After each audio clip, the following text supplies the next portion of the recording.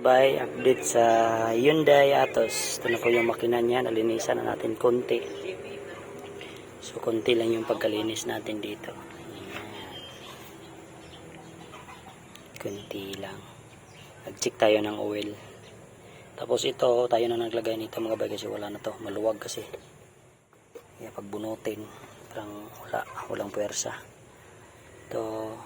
Tapos yung sinabi ko sa inyo na may leak dito sa ibabaw mga bay kasi pinalinisan nila to tapos hindi na nag fix yung pagkagawa. Ang ginawa natin, nilagyan natin ng tatawag nito na epoxy. So ito, matibay ito mga bay na epoxy. Tapos hindi na siya masyadong kumain ng tubig. Nakabiyahe na ako tapos yan nasa low sa full lang yung tubig. Yan, nakita niyo tubig yan sa full. Yan lang. Kabiyahe tayo ng 76 kilometers. So, hindi siya kumain ng tubig. Tapos, all goods na. Hindi na siya tumulo. Ito po yung daanan niya. Ito yung mga kanyo, siya tulo sa tubig mga bayo. Parang sisira na yung ano ba. Kasi mainit kasi yan eh. So, yan lang po ang update. Tapos dito sa loob mga bay, malinis na oh.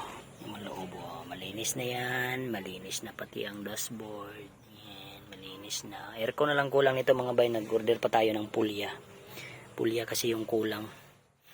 Nakita naman yung sa last video natin na sira yung pulya. Yan, malinis na yan. Malinis na yan. Pati doon, malinis na. Pati dito, malinis na yan. Lahat malinis na mga bay. Pati dito. Linis na tapos mabango na. Tapos ito, maganda na yung dito.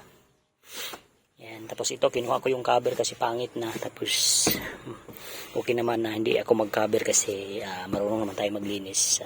Linisan ko palagi itong upuan kasi maganda pa yung mga original pa talaga yan. Kaya yun, all goods.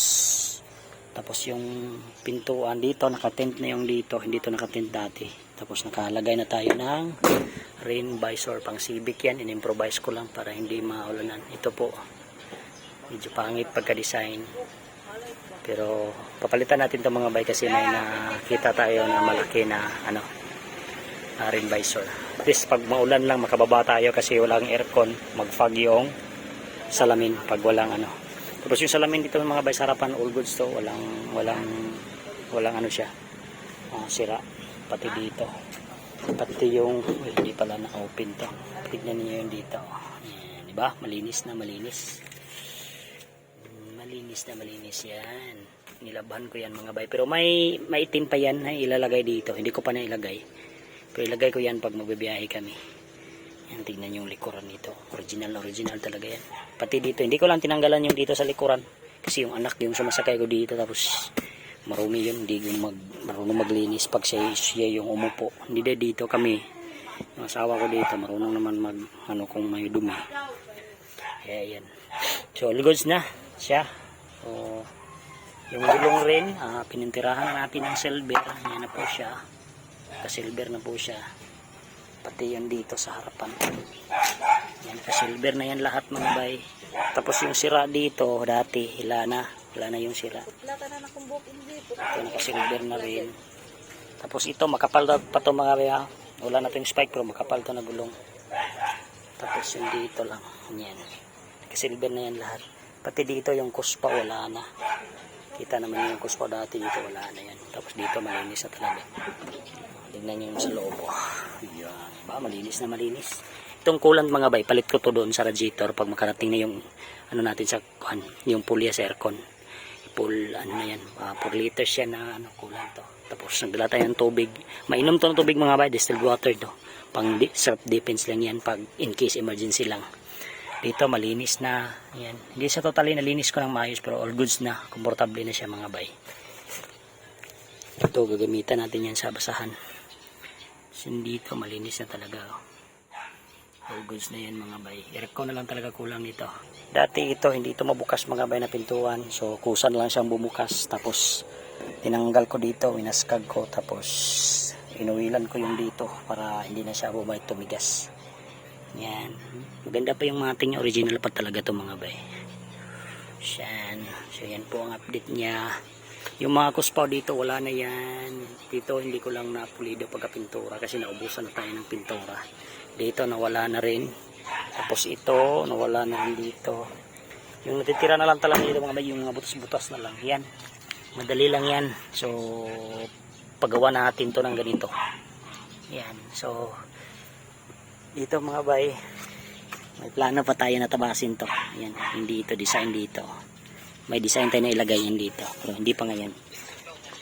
Tapos yung dito sa bumper, yung pati yung sahod. Tingnan yung sahod mga bay. Yung dati, kus wala tong pintura na ubos na. Ngayon may pintura na. Pininturahan na natin. Tapos ito, di ko pa to pinalitan mga bay. May plano pa akong palitan to pero wala pa tayong pera. Kaya, yan. Tapos yung fog lamp dito hindi naman gumagana.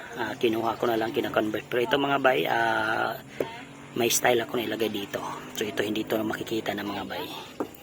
Pati dito. Dito may mga style yan dito mga bay dito. May design tayo dyan. Abang-abang lang kayo kung anong design dyan. Tapos ito, pipinturahan natin to ng pula.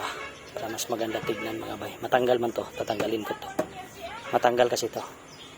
Yan ito, papalitan natin to. Yan lang. Pero all good sa tignan mga bay. Komportable naman. Hindi ito, wala na yung ano dito. Konti. Maganda na yan. Pati dito. Dito, may design talaga. Ito mga bay, makukuha to. Parang dito lahat ang matitira. Tatabasin kasi natin yan dito. Ganyan. Ganyan. Ganyan. Tatabasin natin yan dyan. Para magiging iba naman siya ba. Kasi mataas yung dito sa ilalim. Tapos dito, kunin natin yan pa. Pati ito. Itong kinitkit ng ilaga, ng aso. Kukunin din natin yan. Ganyan. Para malaki yung wheel box niya ba.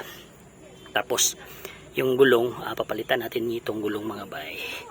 Itong 165. So ibenta natin to. So papalitan natin yan, swap natin yan. So ito, buti na lang ito mga bay, hindi to nasirito. Hindi ko pa nalinisan to mga bay. Yung pagdikit sa pagpintura namin dito. Lagyan kasi ng tape. Makuha lang yan.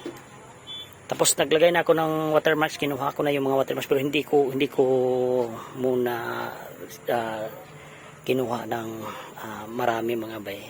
Tinirahan ko muna kasi masakit pa yung kamot ko sa paggawa nito. Tapos yung align dito mga bay, itong gulong na align na yan. Maganda na yung align, oh. Tignan ninyo. Ako lang nag-align yan mga bay. Maganda na yung align kasi nakatagilid yan dati. Ito na align na rin. Tapos dito nilagyan ko na lang yung tint yung binutasan nila kasi pangit. Pero papalitan ko to lahat ng maitim na tint mga bay. Mura lang kasi yung tint na bilhin. 100 at 200 kasama na yung dito. Sa 200. So kasama doon. May kasama pa yan. Diyan ko na ilagay yung isa. Nandun lang yung tint. Hindi ko pa ikinabit. So 100. 200 siya. So bali 100 yan dito. All goods naman. Walang problema. So, yan lang siguro ang update sa Hyundai Atos mga bay. So, kita-kits sa susunod na upgrade natin dito mga bay. Let's go!